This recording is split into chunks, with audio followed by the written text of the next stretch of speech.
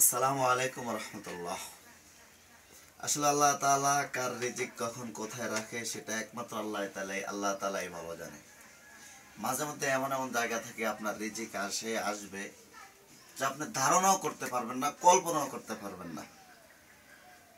আজকে এক আল্লাহর বান্দা আমাদের জন্য নাস্তা হাদিয়ে আনছে, খুব সাজানো গোছানো, মাশাআল্লাহ খুব সুন্দর। এটার মধ্যে আছে চা, এখানে আছে ডিম মামলেট, তারপরে ভাজি, এখানে আছে আপনার পরোটা, এখানে আছে 2টা কাপ।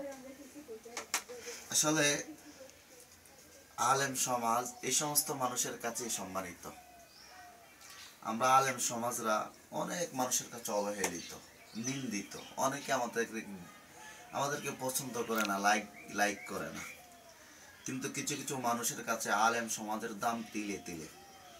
এই মানুষটা আমাকে চাইলেও পারতো কোনো রকম একটা কিছুর মধ্যে নাস্তাটা দিতে চাইলেও পারতো, কিন্তু না, খুব সুন্দর করে সাজিয়ে গুছিয়ে খুব সুন্দর এটা একটা কেতলি বলে, এটাকে একটা কেতলির মধ্যে এখানে চা দিয়েছে, কাপ দিয়েছে, প্লাস মামলেট, ভাজি, আরও কি আছে দিয়েছে, রুটি দিয়েছে, খুব সুন্দর সাজানো গোছানো। অসংখ্য সেলুট দোয়া করি। আল্লাহ তাআলা যারা আলেম সমাজকে ভালোবাসে, মহব্বত করে, সম্মান করে, তাদেরকে জানাই অনেক অনেক সেলুট, দোয়া, ভালোবাসা। তাদের জন্য দোয়া, ভালোবাসা, সেলুট আছে, থাকবে।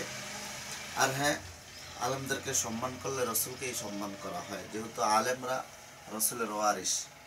সবার জন্য দোয়া আছে, দোয়া থাকবে। আর সবার কাছে একটা অনুরোধ, আপনি আলেম হন আর যাই হন না কেন, সবাই অন্তত ময় মুরব্বী আলেমদেরকে শ্রদ্ধা করবেন, ভালোবাসা দিবেন।